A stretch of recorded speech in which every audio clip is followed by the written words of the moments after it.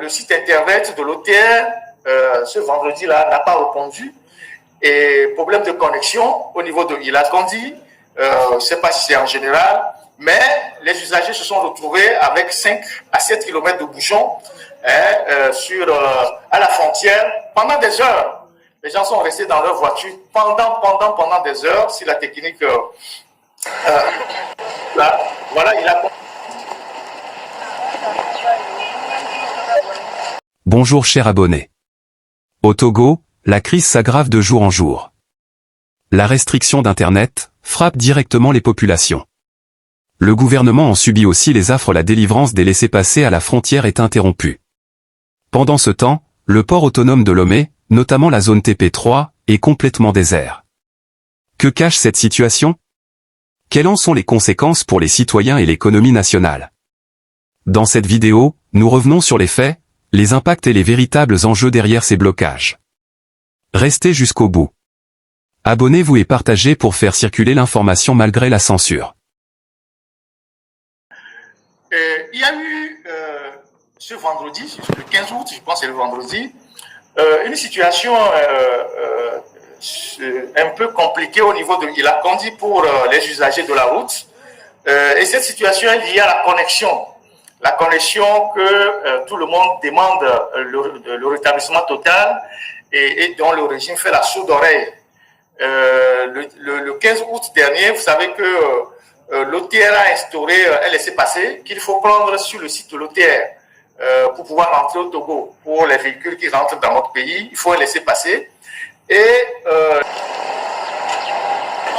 de 5 à 7 km, parce que effectivement le laissez-passer que l'OTR donne aux gens qui rentrent chez nous, bien qui travaillent chez nous, n'a pas marché à cause de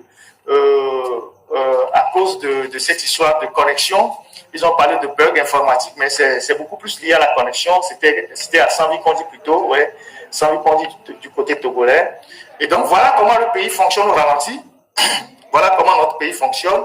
À cause de quelques individus, tout un pays est paralysé. La connexion est au ralenti et ça impacte les activités tous les jours. Donc voilà ce qui se passe dans notre pays. Voilà, j'ai voulu partager cette vidéo avec vous sur la question de la connexion.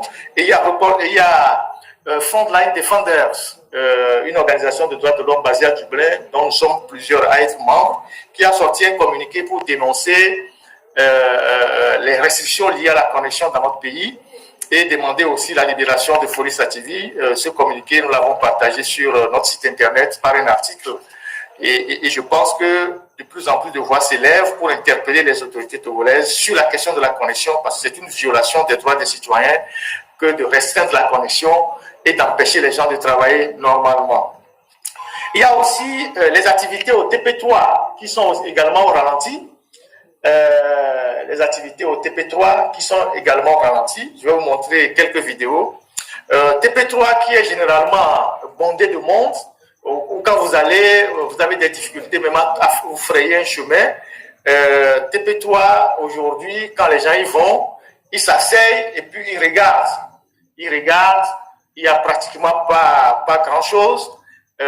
D'abord, l'enceinte même de TP3 est tellement sale, vous ne pouvez pas imaginer que nous sommes au port. Le port qui génère des milliards par an, ils sont incapables de faire l'assainissement, de paver les rues, de goudronner les rues de la zone portuaire, ce que les pays voisins font avec beaucoup d'excellence.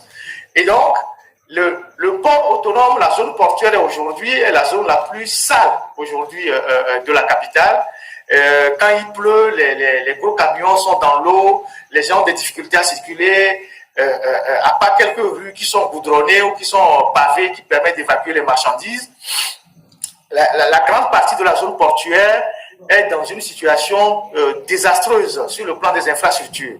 Et donc, vous allez à l'intérieur de TP3, la technique va mettre la vidéo, vous allez voir que les activités sont totalement... Voilà. Regardez à l'intérieur. Regardez comment c'est sale. Voilà. Et regardez comment c'est sale. Comment on peut accepter que le port autonome de Lomé, la zone de TP3, soit aussi sale que ça?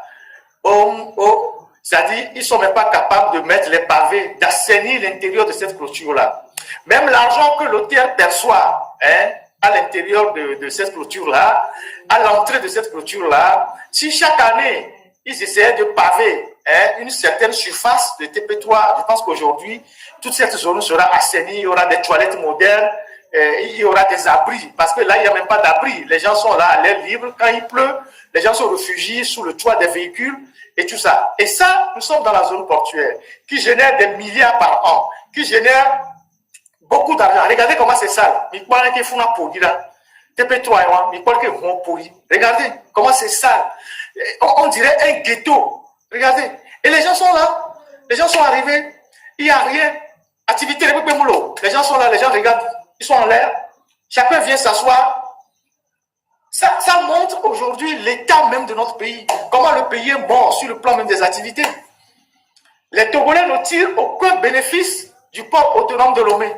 C'est les étrangers qui tirent tous les bénéfices.